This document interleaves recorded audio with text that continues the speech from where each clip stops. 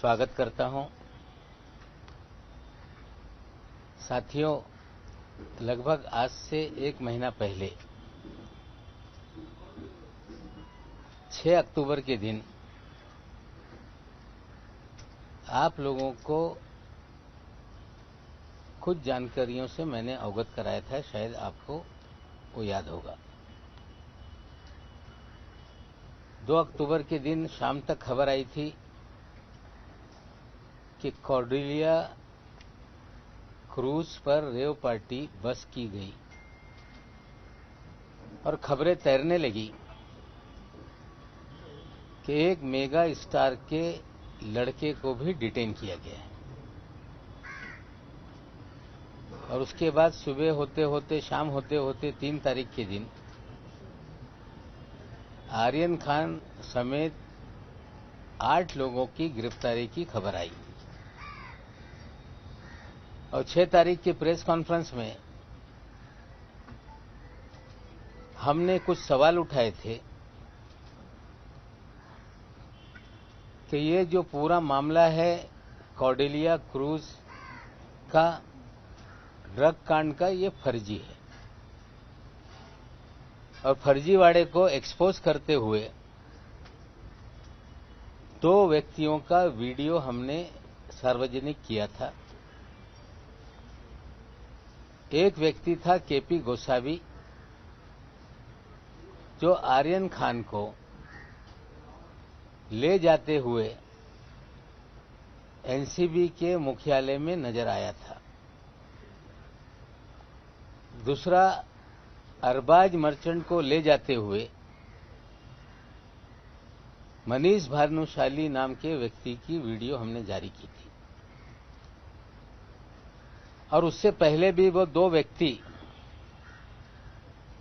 NCB के मुख्यालय में जा रहे हैं, ये 6 तारीख के दिन हमने ये सारे सवाल खड़े किए थे।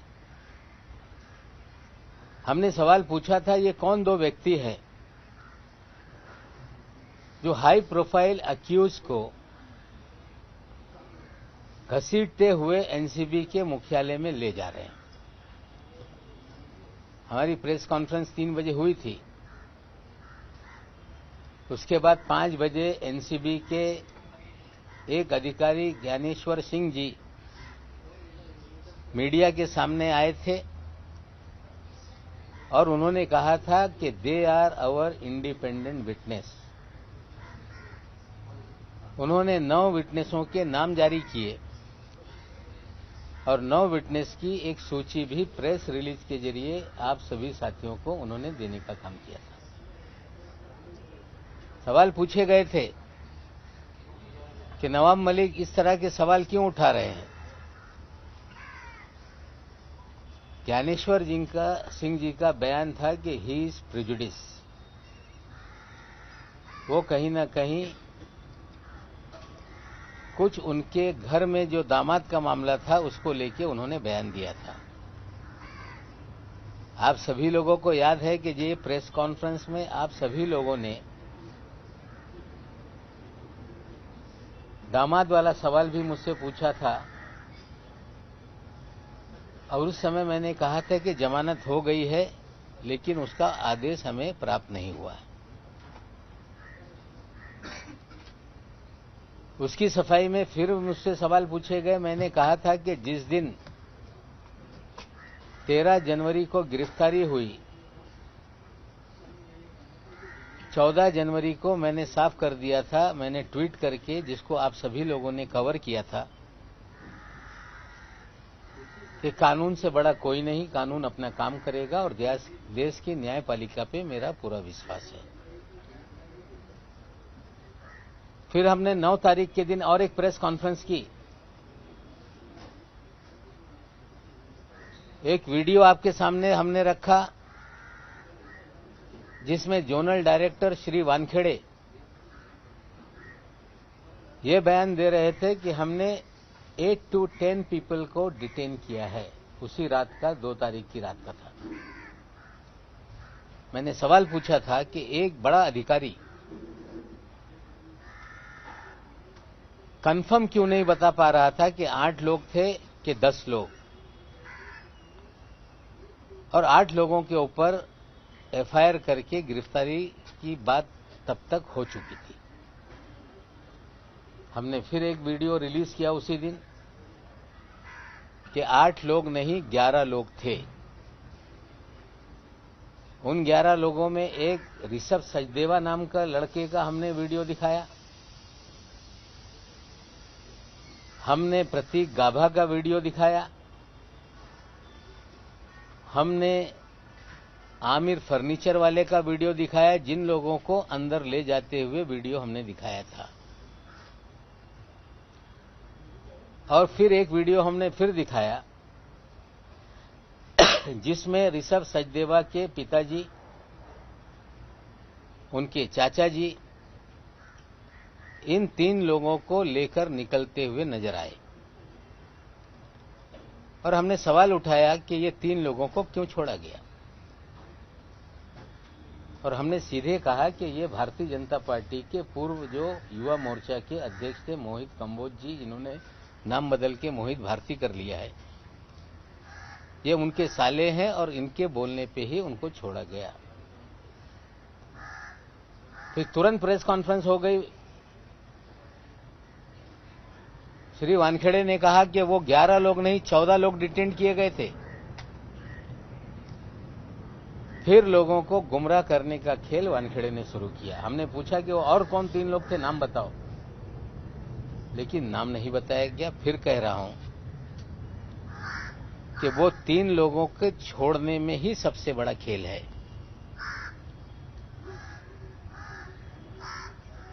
जिस दिन मैंने ऋषभ सचदेवा का नाम सामने लाया, मोहित कंबोज जो 1100 करोड़ रुपए का बैंक फ्रॉड का एक्यूज है,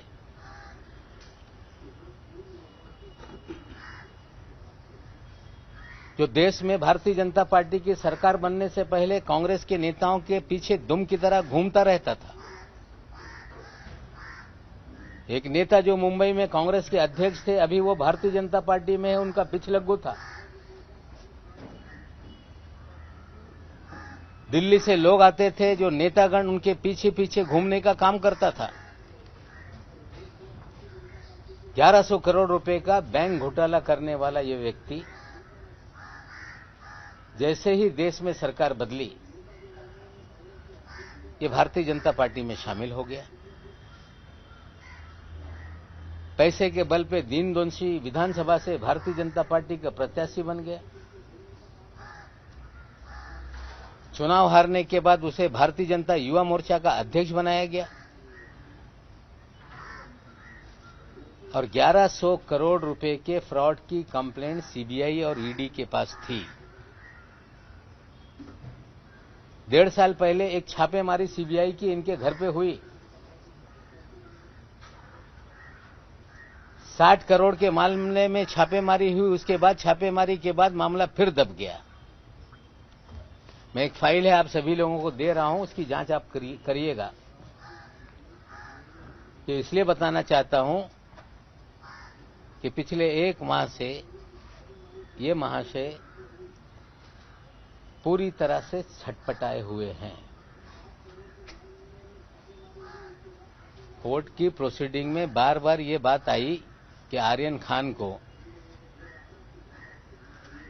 वो स्वयं उस क्रूज पे कोई टिकट निकाल के नहीं गया, उसे प्रतीक गाभा और आमिर फर्नीचर वाला के जरिए वो वहां गया। मैं सीधे बताना चाहता हूं कि ये पूरा मामला किडनैपिंग का और रैंसम का है। मोहित कंबोज के साले की जरिए ट्रैप लगाई गई, वहां आर्यन खान को पहुंचाया गया और किडनैप करके 25 करोड़ की फिरौती मांगने का खेल शुरू हुआ। डील 18 करोड़ में हो गई। 50 लाख रुपए उठाए गए, लेकिन एक सेल्फी ने पूरा खेल बिगाड़ दिया। ये सच्चाई है। जो किडनैपिंग का मास्टरमाइंड है वो मोहित कंबोज है। उगाही के खेल में मोहित कंबोज ये वानखेड़े का साथी है।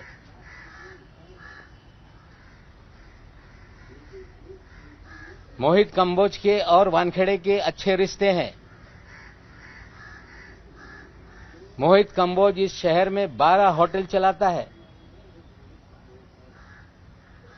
मोहित कंबोज अपने होटल चलाने के लिए बगल के होटलों पे वानखेड़े के जरिए कुणाल जानी नाम का एक होटेलियर है जो बास्किन नाम का होटल चलाता है। उसके बगल में ओपा नाम का एक होटल कंबोज ने खोला और बास्किन जो पूरे शहर के क्रीम लोगों के लिए एक इटरी है, उसके मालिक के ऊपर फर्जी मामला बना दिया ताकि बास्किन बंद हो जाए। हमने कहा था कि कंबोज के और वानखेड़े के रिश्ते हैं। जल्द ही इनकी मीटिंग की वीडियो रिलीज करेंगे। नसीब इनका अच्छा है कि कब्रिस्तान को लेके वानखेड़े साहब बोल रहे थे कि कोई मेरा पीछा कर रहा है। मेरी प्रेस कॉन्फ्रेंस जब 6 तारीख के दिन हुई, 7 तारीख के दिन कंबोज और वानखेड़े ओशीवीरा कब्रिस्तान के बाहर मिले। हाँ, हम लोग ढूंढ रहे थे कहीं सीसी फुटेज हमारे हाथ लग जाए। वहां के रहिवासियों ने मुझे जानकारी दी थी कि एक गाड़ी आई थी जिसमें कुछ बॉडीगार्ड थे। एक दाढ़ी वाला व्यक्ति था, उनसे मिला था। इनका नसीब अच्छा है कि वो पुलिस का सीसीटीवी बंद था, हमें वो मीटिंग का सीसीटीवी नहीं मिल पाया। और वानखेड़े साहब घबराहट में ये कंप्लेंट दर्ज कराने चले गए कि कोई मुझे पीछा कर रहा है। जो प्राइवेट आर्मी है उसका कंपोज भी एक प्लेयर है। श्री वानखेड़े इस शहर के अंदर उनका एक ही खेल है कि ड्रग का धंधा धड़ल्ले से चलता रहे। ड्रग माफियाओं को संरक्षण दिया जाए, उनसे उगाही की जाए।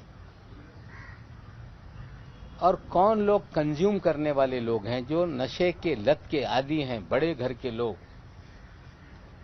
फिल्म जगत के लोग, उनकी जानकारी हासिल की जाए, उन्हें डराया जाए और हजारों करोड़ की उगाही की जाए। ये खेल वानखेड़े इस शहर में खेल रहे हैं।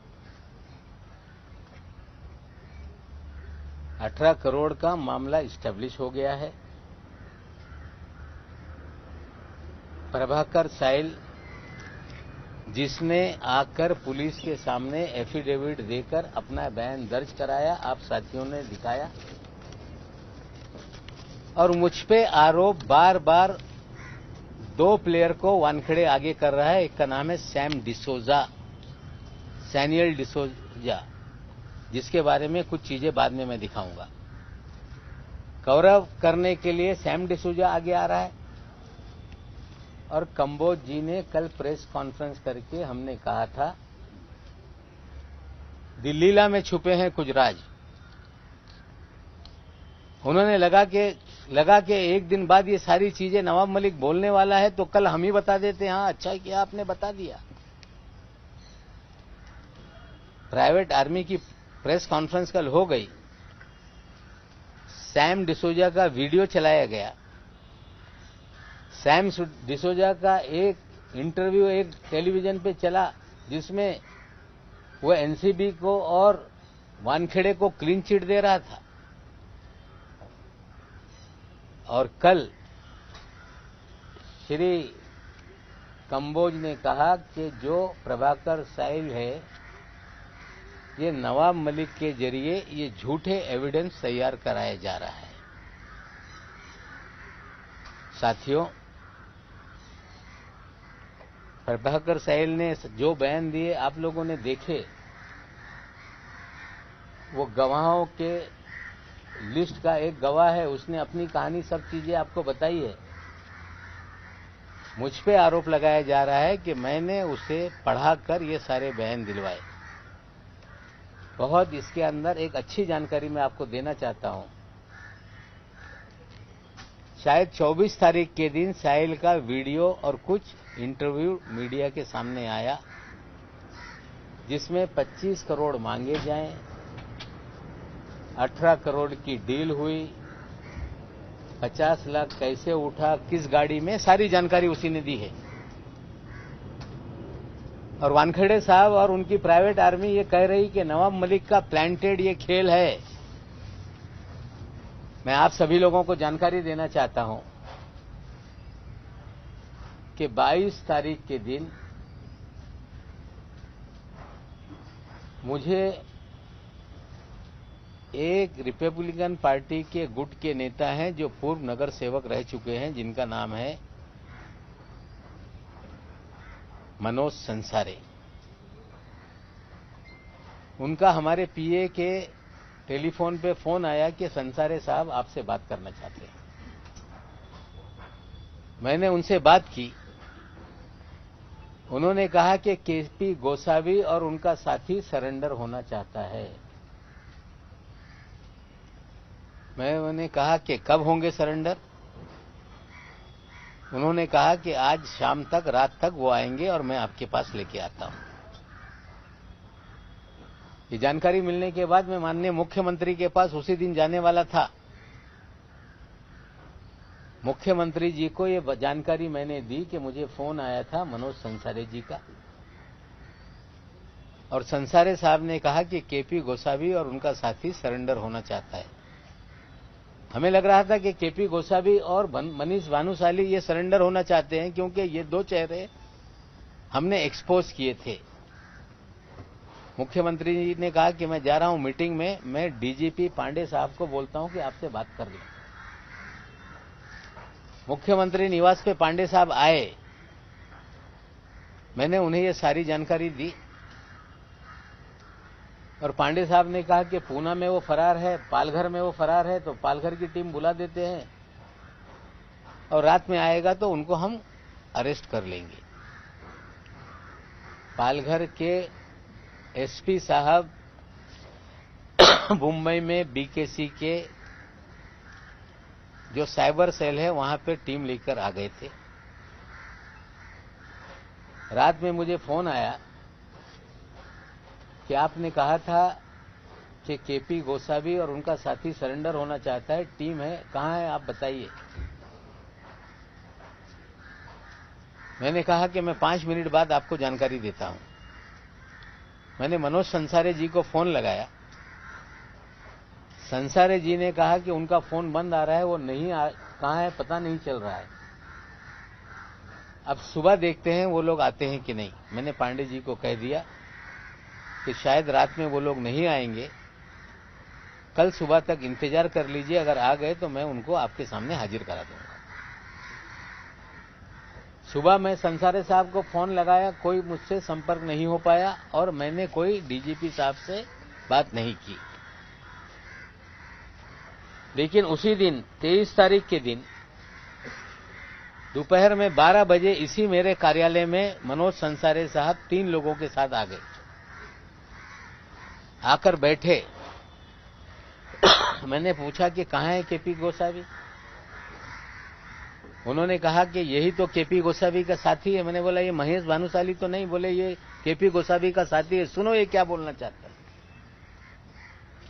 2-3 बार चीजें उसने मुझे बताई और जब वो बता रहा था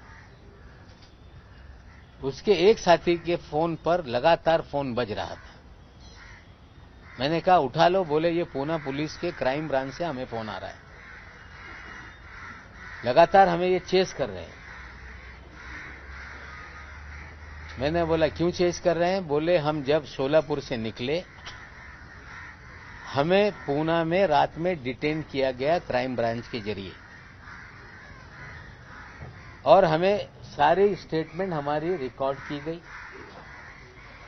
और जो प्रभाकर का चिप था वो फोन बंद कराया गया और हमें छोड़ा गया कि आप जहां जा रहे हो जाओ। मैंने कहा कि फोन उठाओ। फोन उठाने के बाद मैंने पूछा क्यों चेस कर रहे हो? बोले इनकी जान को शायद खतरा है, ये बोल रहे थे।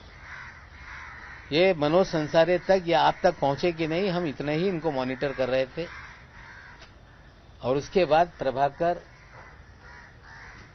आया हमारे सामने। मैंने मनोज संसारे से कहा कि इनका एक एफिडेविट बना लो, जो ये बोल रहे हैं, इनका वीडियो रिकॉर्ड कर लो और मीडिया को दे दो और पुलिस स्टेशन में जाके कंप्लेंट लिखा दो।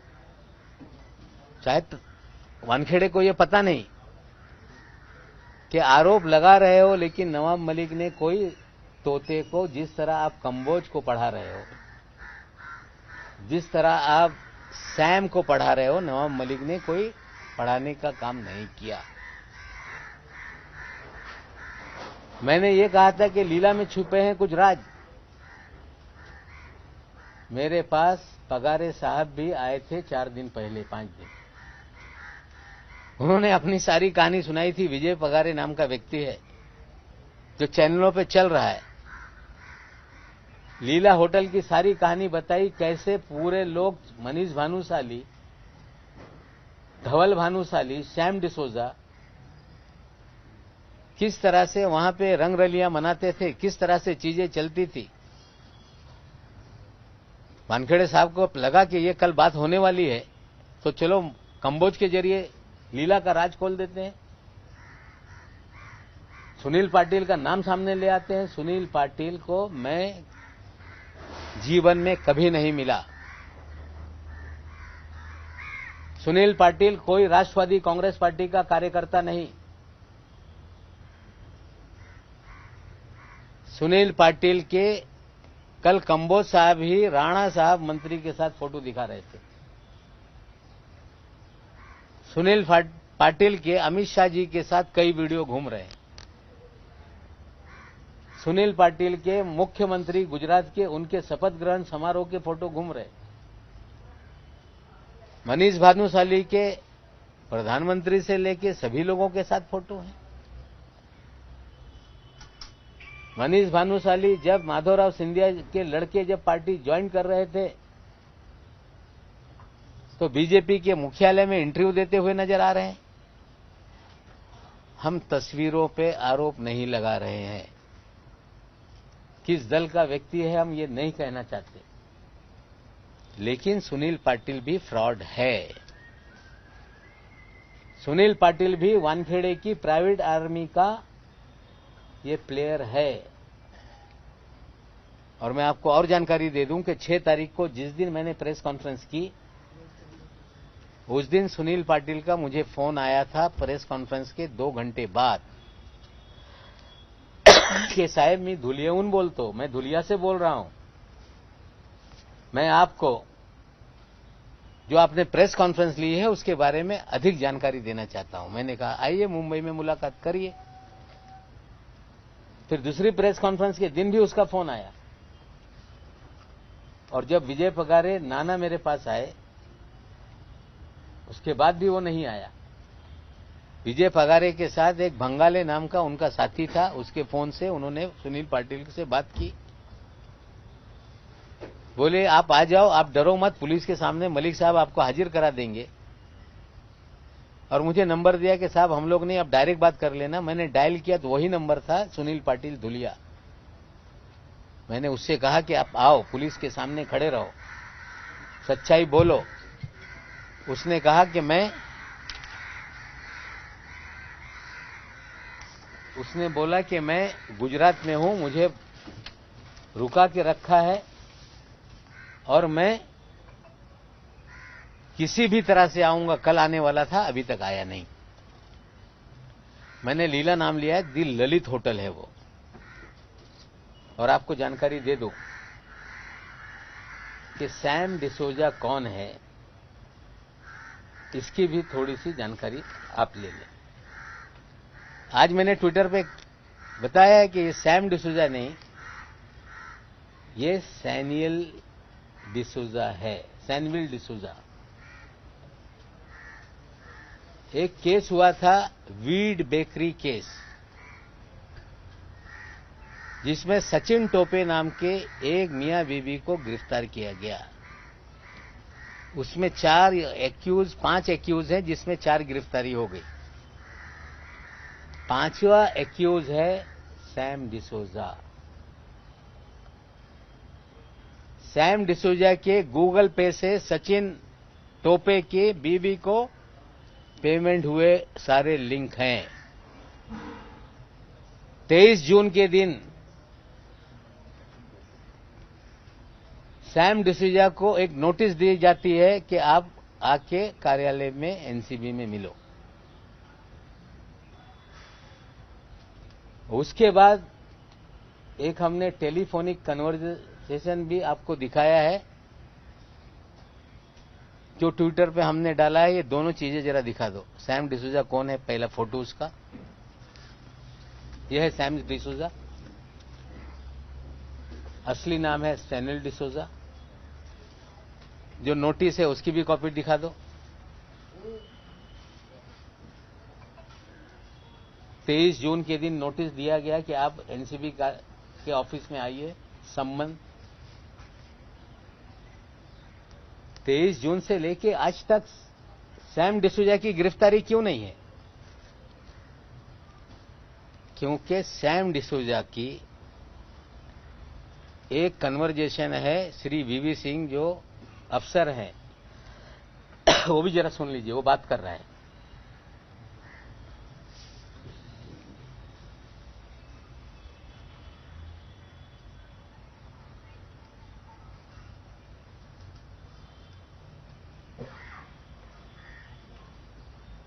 वीडियो ऑडियो है ना?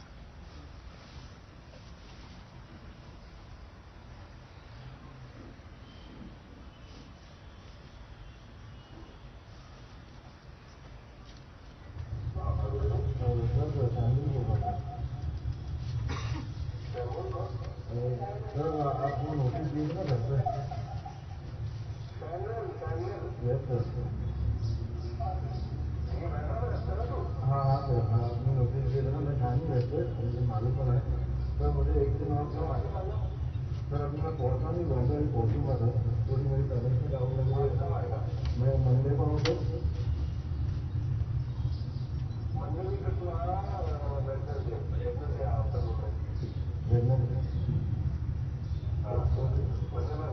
ओके सर, मैं मंडे से आ जाऊँगा।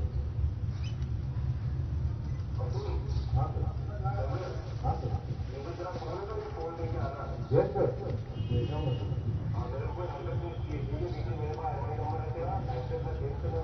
हाँ सर, मैं नहीं करूँगा। यस सर, मैं ऐसा भी काम करूँगा नहीं सर। यस सर, 5 महीने इसकी गिरफ्तारी नहीं हुई है, लेकिन ये क्लीन चिट एनसीबी को दे रहा है अपने वीडियो में। ये 2 मीडिया पर्सन की बात कर रहा है, ये हवाला की बात कर रहा है, ये भी सुन लो। आपने एनसीबी के साथ उससे पहले काम किया है?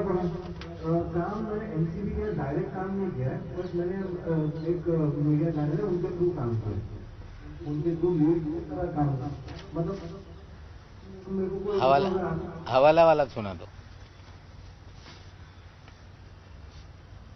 38 लाख मेरे को पुलिस पार्टी का फोन आया, बोले वो पैसा जाके ले लो आज क्रांति से ले लो, बिकॉज आई टोल्ड मैं आज क्रांति हवाला दो, आज क्रांति हवाला दो। ये जो 2 मीडिया के लोगों के साथ ये काम करता है, एक है आरकेबी राजीव बजाज और दूसरा उनका साथी है जिसका नाम है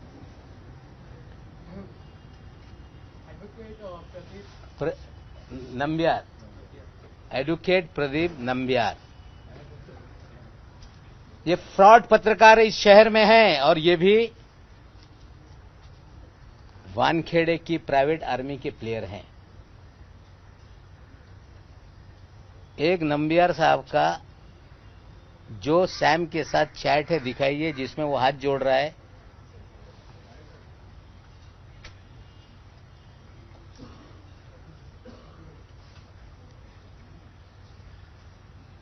ये नहीं, नेक्स्ट।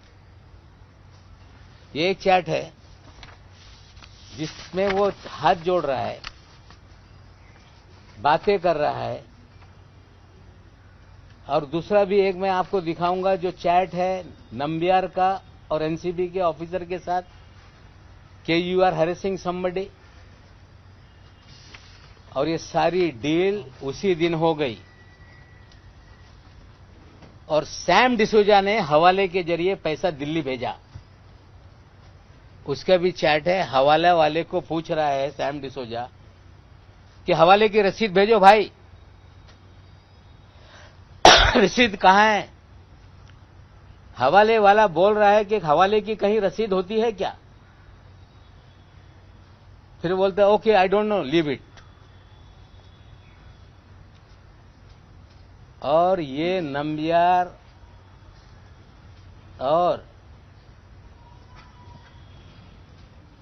राजकुमार बजाज आरकेबी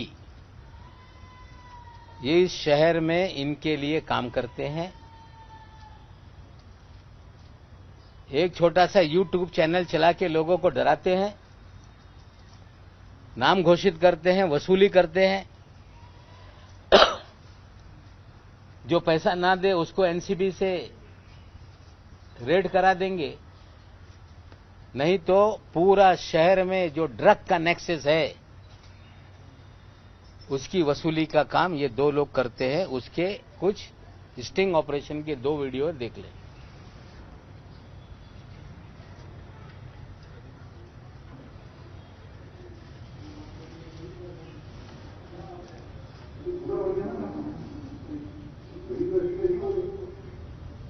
बजाज साहब हैं नंबियार के ऑफिस में।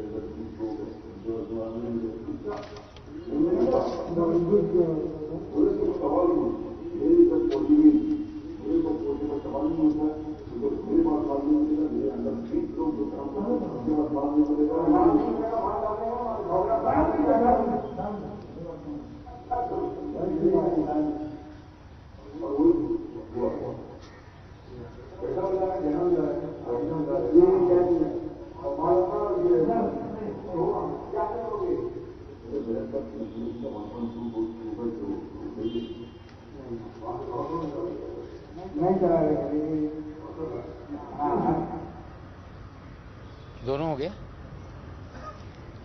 ये एक लेटर मुझे आया है, वो भी मैं आप लोगों को दे दूंगा, किसी ने मुझे भेजा है इसी केस को लेके, जिसमें रुबीना नाम की कोई ड्रग पेडलर है, उसके अगर पैसे नहीं मिले उसके बाद ये केस हुआ। और उसी केस में एक्यूज है एक उसका नाम है अजमल कासम शेख अजमल तोतला, जिसके लिए पैसे लेते हुए नजर आए एडवांस। बोलने का मतलब यह है कि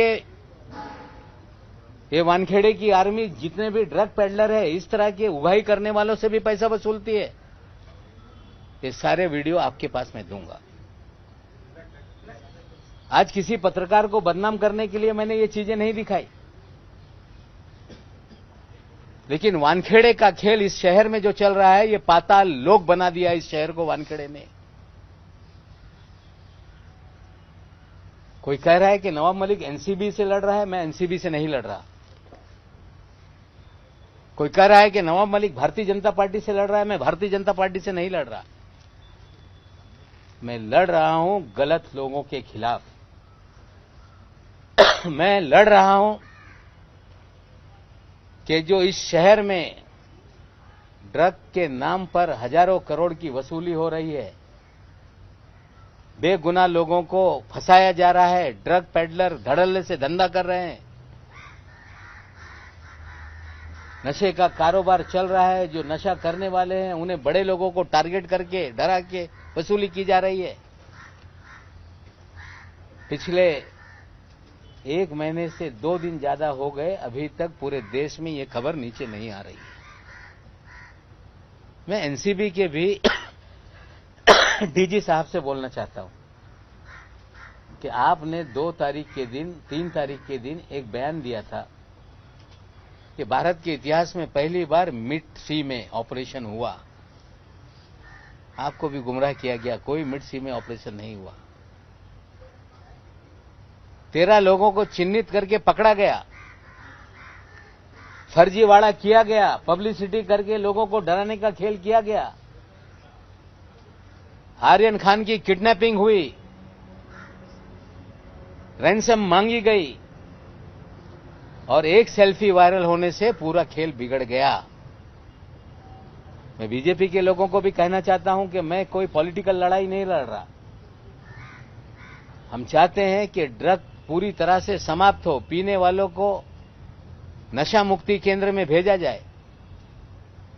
जो छोटे धंधे वाले हैं उन्हें पकड़ के उसी मुकदमे में बंद किया जाए। बड़ी मछलियों को पकड़ा जाए, सोर्स को पकड़ा जाए, पूरी तरह से देश में नशा मुक्ति हो। लेकिन इस तरह के फ्रॉड लोगों को शील्ड करने के लिए आगे मत आइए।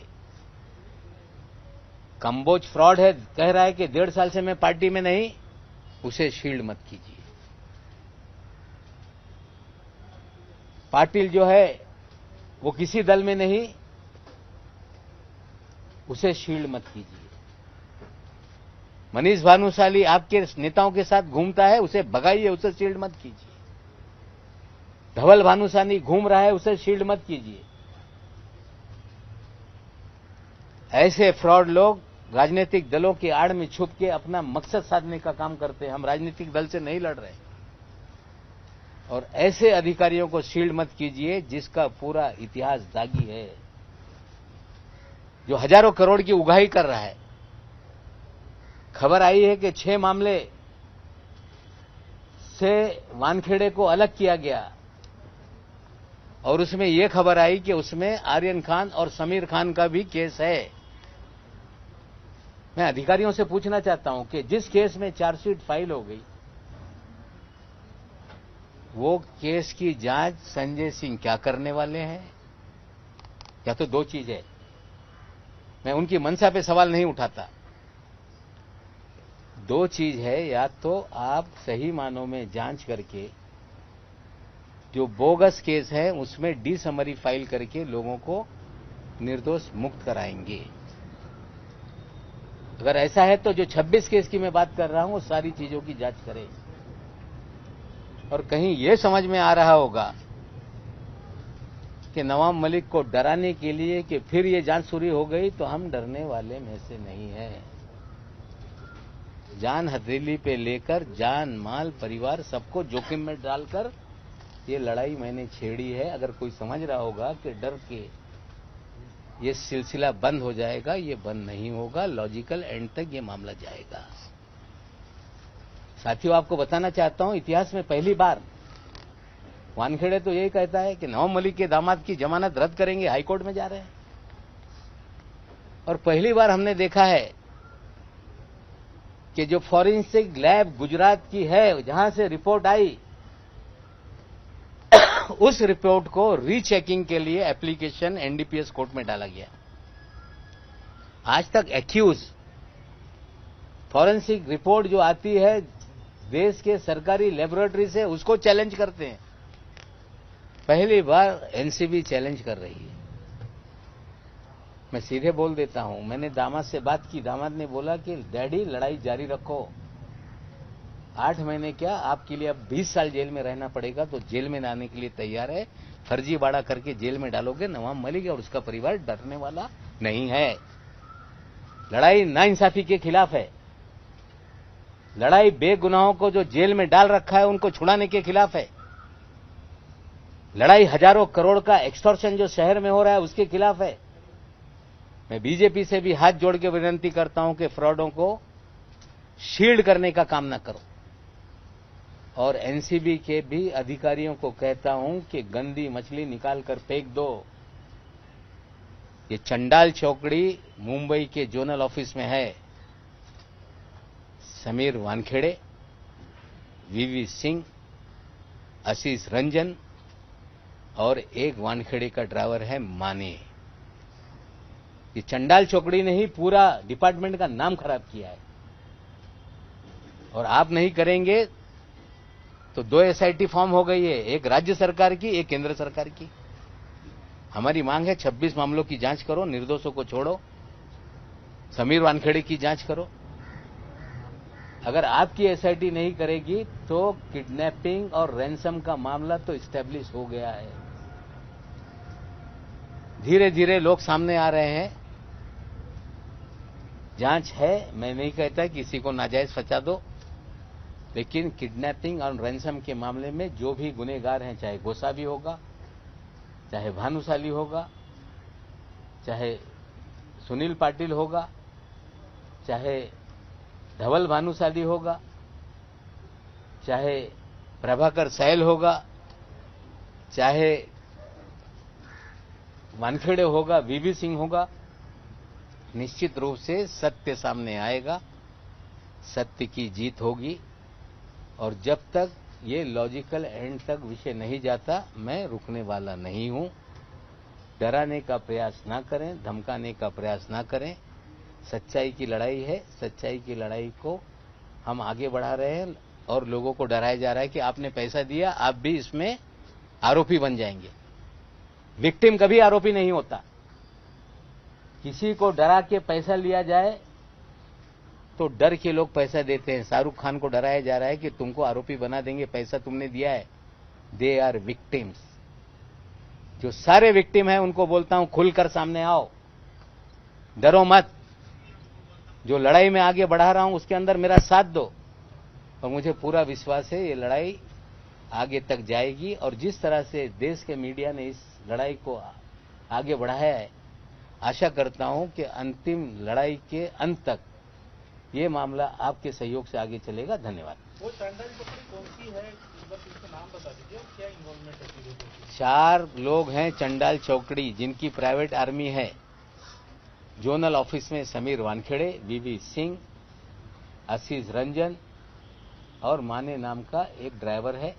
पिछले प्रेस कॉन्फ्रेंस में एक मेरे से गलती हो गई, मैं उसको सुधारना चाहता हूं। मेरे दामाद से वीवी सिंह ने रेंज रोवर नहीं मांगी थी, आशीष रंजन ने मांगी थी कि I want to purchase Range Rover, ये आशीष रंजन ने कहा था। सर, आपने शाहरुख खान को डराने की बात की, शाहरुख खान को कौन डरा रहा है, किस तरह से डरा रहा है? नहीं, उन्हें देखिए, पहले दिन से शाहरुख खान को डराया जा रहा था कि नवाब मलिक अगर बोलना बंद नहीं करेगा तो तुम्हारा लड़का लंबा जाएगा। अभी पूजा ददलानी का मामला इसमें आ गया, शायद उन्हें डराया जा रहा है कि 50 लाख आपने दिया, आप भी एक्यूज बन जाएंगे। यू आर विक्टिम, डोंट, डरो मत। देश में किसी के बच्चे को किडनैप कर ले, कोई रैंसम मांगे, डर के कोई पैसा दे दे, तो वो गुनहगार नहीं है, वो विक्टिम है। खुलकर सामने आओ, सच्चाई बोलो, और इन सारे लोगों को दंडित करने के लिए हम लोगों की मदद करो। आपको लग रहा है शाहरुख खान खुद सामने आएंगे उनके साथ? मुझे पता नहीं कौन किसे डरा रहा है, पर्दे के पीछे क्या क्या हो रहा है, लेकिन वानखेड़े साहब किसको क्या क्या फोन कर रहे हैं, मैं आज सभी बातें नहीं बोलूंगा, लेकिन उनके फोन सिग्नल से जाते हैं, बहुत सारी महिलाओं को डराते हैं, बहुत सारे लोगों को डराते हैं, प्राइवेट आर्मी एक्टिव है। ये सारी चीजें धीरे धीरे करेंगे। आज जो मैंने कहा था कि रविवार को कुछ चीजें सामने रखूंगा, मैंने रखा है। और एक फाइल 1100 करोड़ रुपए के फ्रॉड की जो फाइल है वो भी आपको देख रहा हूं, जांचिए। अगर सही होगा तो उसको आगे बढ़ाइए, नहीं तो हम लोग उसको परसू करेंगे।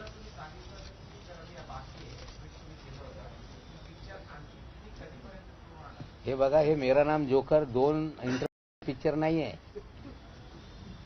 संगम 2 इंटरव्ह्यूची पिक्चर नाही आहे. पिक्चर जोपर्यंत याच्यातला विलन तुरुंगात जात नाही तोपर्यंत हे पिक्चर संपणार नाही. सर, तुम्ही जर ललितचा उल्लेख केला होता की ललितमध्ये खूप काही राज लपलेले आहे म्हणून, तुम्ही सांगताना अगदी शॉर्टकट झालं. ललितमध्ये काय राज आहे? ललितमध्ये 7 महिने रूम बुक होते सुनील पाटील यांच्या नावाने. तिकडे हे सगळी प्रायव्हेट आर्मी जात होती. तिकडे बरेचसे काही घाणेरडा हा विषय आहे, ते मी त्याच्यात पडत नाही. म्हणजे त्या प्रायव्हेट आर्मी तिथून ऑपरेट करत होती. हे मी आज बोलणार आहे त्यासाठी वानखेडे साहेबांचे प्रवक्त्यांनी कालच तो सांगितलेला आहे की तिथे शबाब होता, कबाब होता आणि तिथे नवाब न होता तुमचीच लोक होती. माझा कधी त्यांच्याशी घेणं देणं नाही. देखिए, ललित होटल में जो मुझे जानकारी विजय पगारे साहब ने आके दी कि 7 महीने हम लोग होटल में वहां बुक करके थे. वहां पे विलास भानुशाली, मनीष भानुशाली, धवल भानुशाली, श्याम डिसोजा और बहुत सारे लोग आते थे. वहां पे लड़कियां भी आती थी, वहां ड्रग भी पिया जाता था, वहां पैसे भी आते जाते थे. ये सारी जानकारी मुझे विजय पगारे साहब ने दी थी, जो मैं बताने वाला था. लेकिन कल हड़बड़ाहट में वानखेड़े साहब के प्रवक्ता ने चीजें दे दी. उन्होंने कुछ व्हाट्सएप के स्क्रीनशॉट दिए जो सैम डिसोजा और सुनील पाटिल के बीच के थे. हमें लगता है चोर अपने जाल में खुद फंस रहा है. ये सारा खेल डिसोजा, कंबोज, ये सारे उगाही के किडनैपिंग के पार्टनर हैं. आज न कल उन तक सिकंजा पहुंचेगा. ये कहा गया समीर वानखेड़े को 6 केसेस से हटा दिया गया है. अब नई तरह से जांच होगी, एसआईटी की गई है. आपको लगता है कि अब साफ सुथरी जांच होगी या आपको लग रहा है नहीं, अच्छी होनी चाहिए, साफ सुथरी हो, सब पे हम शंका नहीं खड़ा करते. हम 26 मामलों की जांच चाहते हैं. लेकिन एक सवाल मेरे मन में है, जिसकी चार्जशीट पूरी फाइल हो गई उसकी क्या जांच होने वाली है? अगर साफ सुथरी जांच होगी तो क्या डी समरी सारे केसेस को करेंगे, या स्पेसिफिक आर्यन खान और समीर खान का मामला एसआईटी को दे दिया गया तो 2 उसमें से वो होता है, मतलब निकलते हैं. एक तो साफ सुथरी जांच करके लोगों को क्लीन चिट देंगे, या समीर खान का भी नाम उसमें छोड़ दो ताकि नवाब मलिक डर जाएगा. अगर उनको डराने का कोई खेल है तो नवाब मलिक डरेगा नहीं, ये लोग समझ लें.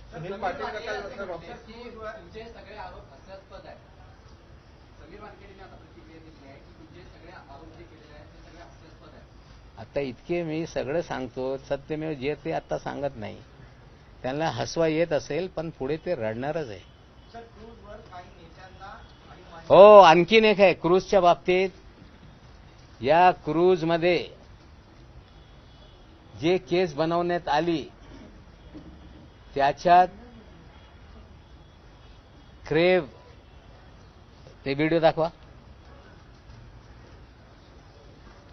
एक पेपर रोल को भी उसमें सीज किया गया है केस के अंदर. पेपर रोल नमस्क्रे, ये नमस्क्रे फैशन टीवी का स्पॉन्सर का ब्रांड है. ये पेपर रोल में ड्रग पिया जाता है, इस तरह से कहा जाता है. अगर ये केस में ये सैंपल, ये स्टॉक सीज किया गया तो इसके मालिक को क्यों नहीं पकड़ा गया? इसके मालिक का नाम है काशिफ खान, असली नाम है कासिफ मलिक खान.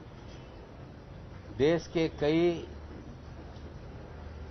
पुलिस थानों में इस पे मुकदमे दर्ज हैं.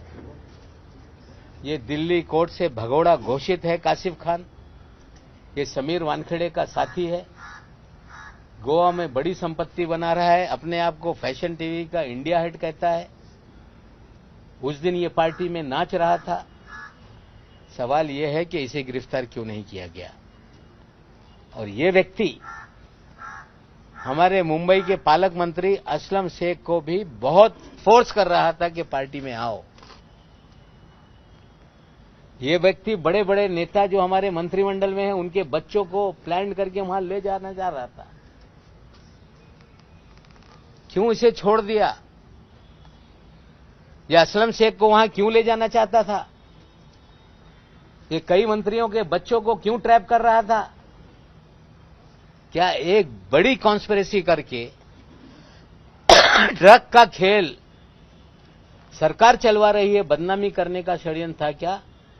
ये भी एक सवाल है। काशिफ खान की गिरफ्तारी क्यों नहीं, वानखेड़े के साथी को क्यों नहीं पकड़ा जा रहा है? और मैं जिम्मेदारी से कहता हूं, असलम शेख भी बयान दे देंगे कि उन्हें बहुत कोशिश की जा रही थी कि आप क्रूज पे चलो, लेकिन वो नहीं गए। शायद ये बड़ी एक कॉन्स्पिरेसी थी। धीरे धीरे मुंबई की एसआईटी भी इसकी जांच करे, हम मांग करेंगे। सर, राज्य सरकार और केंद्र सरकार के आरोप प्रत्यारोप में ऐसा कोई सरकार का नहीं, कोई हम किसी नेता पे आरोप नहीं लगा रहे। इसमें ऐसे अधिकारियों को जरा सुनिए, हम किसी नेता पे आरोप नहीं लगा रहे। हम राज्य सरकार केंद्र सरकार की लड़ाई नहीं है। ये एक चंडाल चौकड़ी जो एनसीबी में बैठी है उसको एक्सपोज कर रहे हैं। हम गुजारिश करते हैं अधिकारियों से जो वरिष्ठ है, ये चंडाल चौकड़ी को निकाल के बाहर रखो, नहीं तो ये सारी बदनामी इन्हीं लोगों की वजह से हो रही है। इनकी जांच बैठाओ, लॉजिकल एंड तक ले जाओ और अपनी बदनामी ना करो। हम देश से नशा मुक्ति के लिए आपके साथ है। कुछ लोग कहते हैं कि ये क्यों नहीं काम करते। मैंने जो एनडीपीएस एक्ट में एमडी को इंक्लूड किया गया, मारिया कमिश्नर से हमने सिफारिश करके एमडी नाम के ड्रग को भी इंक्लूड कराया। हम इस शहर में ड्रग खत्म हो, शिवदीप लांडे जी को बार बार हमारे घर के लोग जाके बंद कराने के लिए एक मेहनत करते रहे। हमने आज भी डीसीपी सारे हैं, उनको बता के किसी भी तरह से सारी चीजें बंद हो। ये नहीं कि नवाब मलिक चाहता है कि ड्रग बंद ना हो, हम पूरी तरह से चाहते हैं साफ सफाई हो, लेकिन ऐसी चंडाल चौकड़ी रहेगी तो ड्रग बंद होने वाला नहीं।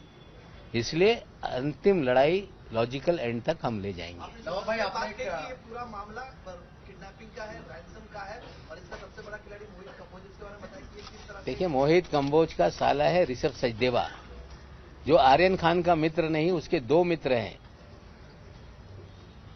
प्रतीक गाभा, आमिर फर्नीचर वाला। उनके जरिए आर्यन खान को वहां ले जाया गया और 27 तारीख को जब फॉर्च्यून होटल में ये सारी प्राइवेट आर्मी शिफ्ट हुई थी, फॉर्च्यून होटल में विजय पगारे के नाम से रूम बुक किया गया था। वहीं जश्न मनाया गया था कि 2-3 तारीख को बड़ा पैसा आने वाला है और इस खेल में आर्यन खान को ले जाने में मोहित कंबोज का खेल है, क्योंकि उनके साले के जरिए 2 लड़कों के जरिए ही आर्यन को वहां तक ले जाया गया। सर, आपने बेस्टिन और ओपा नाम के होटल, मतलब आपने बताया कि मोहित कंबोज के कई सारे होटल है और वो भी इससे जुड़ा हुआ है। देखिए, वो भी एक कहानी है, वो बाद में चीजें और खोल के चीजें लाएंगे। आज मुझे लग रहा है कि लगभग 1 घंटा हो गया। आज बहुत सारी चीजें हमने रखी है, फिर आने वाले दिनों में जो भी जानकारी मुझे मिलेगी मैं साझा करूंगा, ताकि ये एनसीबी के लोगों को भी पता चले, देश को पता चले और जो 2 एसआईटी है उन तक जानकारी जाए। हमें लगता है काफी जानकारी मैंने दी है, और भी सवाल होंगे तो आने वाले दिनों में हम उसको जवाब देंगे। नहीं, ठीक है, उनका अधिकार है। कोई पिता हो, पत्नी हो, बहन हो, सभी लोगों को इस देश में कानून है। मेरे खिलाफ जो जिसको करना है कर ले। कुछ लोग तो गए थे कि नवाब मलिक के बोलने पे रोक लगा दो। वानखेड़े के जब एसआईटी बनाई गई तो बोलने लगे, मैंने कोर्ट में कहा था, इसलिए ये जांच होने गई, कोर्ट में गए थे कि मुझे ये जो इंक्वायरी है ये सीबीआई और एनआईए को दी जाए। मुंबई पुलिस ने कहा कि इनकी गिरफ्तारी के पहले 72 घंटे इनको बताया जाएगा। हमें लगता है बहुत ज्यादा झूठ बोल के, कितना भी झूठ बोलेंगे सच ही जीतेगा और सच्चाई की ही जीत होगी। सर, तुम्ही आता सांगितलं की असलम से त्यांच्यावर फोर्स केलं गेलं पाठीला ठेवण्यासाठी आणि त्याप्रमाणे तुम्ही मंत्र्यांचाही काही उल्लेख केला। असे कोण मंत्री आहेत त्यांच्यामुळे? असलम शेख स्वतः सांगतील, त्यांना विचारा। त्यांना परसू करत होते की नाही की आम्हाला तिकडे या म्हणजे तो गेले नाही. जर ते गेले असते आणखीन काही पोरांना ट्रॅप करत होते ते गेले असते तर उडता पंजाब नंतर उडता महाराष्ट्र करण्याचा गेम होता हे सत्य आहे. चंद्रकांत म्हणणं आहे की इतक्या मोठ्या प्रकरणामध्ये आपण करू नये. मग त्यांना वाचू नये. जे सत्य आहे त्यांना शिक्षा द्या. मोठ्या प्रकरणे पडू नये म्हणजे जे सत्य आहे लोकांच्या समोर आणणं एक नागरिक या नात्याने माझी जबाबदारी आहे. थँक्यू. एबीपी माझा, उघडा डोळे बघा नीट.